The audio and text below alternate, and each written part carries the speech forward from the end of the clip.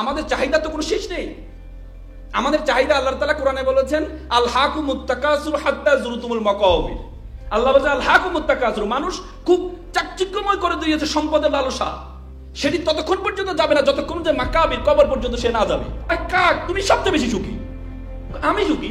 হ্যাঁ, আমার কাছে মনে হয় তুমি সবচেয়ে সুখী, কারণ তুমি দিব্যি উড়ে বেড়াও।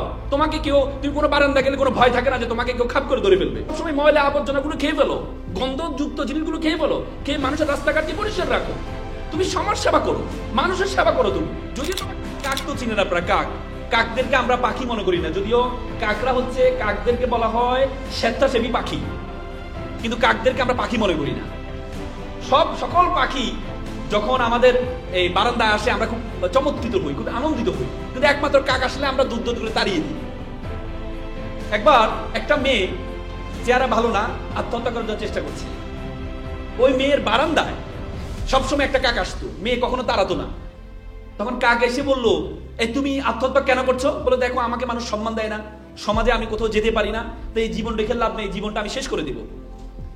তখন কাক বললো, দেখো একসময় আমারে মনে হতো যে জীবন রেখে কোনো লাভ নেই, একসময় আমারে মনে হতো যে আমাকে সবাই দূর দূর করে তাড়িয়ে দেয়, আমাকে মানুষ পাখি মনে করে না।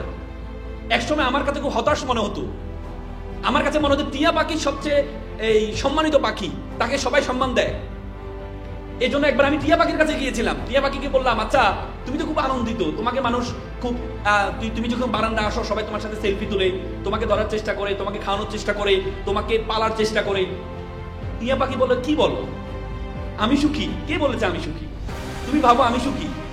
আমি সবসময় আতঙ্কে থাকি, কোনো একটা বারান্দা যাবো, মানুষ আমাকে খাপ করে ধরে ফেলবে, ধরে খাঁচার মধ্যে বন্দি করে ফেলবে, আমি সবসময় আতঙ্কে থাকি। আর তুমি বলো আমি সুখী?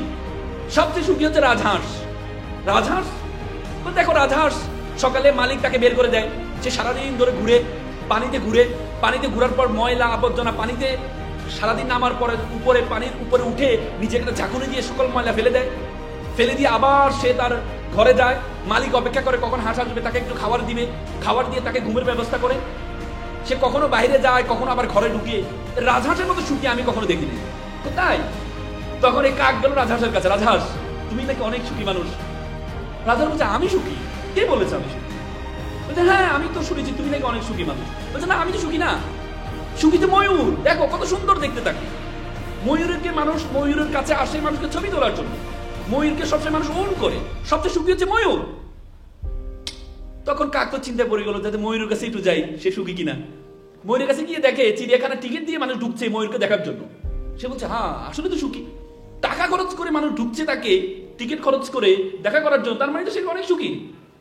সে যাওয়ার পরে ময়ূরকে বলে, ময়ূর তুমি নাকি অনেক সুখী? সে বলেছে আমি সুখী? কি বলো আমি সুখী? আমাকে সার্বক্ষণে আবদ্ধ করে রাখি, আমি একটু বের হতে পারি না, কোথাও মুভ করতে পারি না। আমি কে বলে জানো, আমার কাছে মনে হয় কাক তুমি সবচেয়ে বেশি সুখী। আমি সুখী? হ্যাঁ, আমার কাছে মনে হয় তুমি সবচেয়ে সুখী, কারণ তুমি দিব্যি উড়ে বেড়াও। তোমাকে কেউ, তুমি কোনো বারান্দা গেলে কোনো ভয় থাকে না যে তোমাকে কেউ খাপ করে ধরে ফেলবে, ধরে খাঁচার মধ্যে বন্দি করবে। তুমি মানুষের জন্য কাজ করে যাও, তুমি সবসময় ময়লা আবর্জনাগুলো খেয়ে ফেলো, গন্ধযুক্ত জিনিসগুলো খেয়ে ফেলো, খেয়ে মানুষের রাস্তাঘাটকে পরিষ্কার রাখো।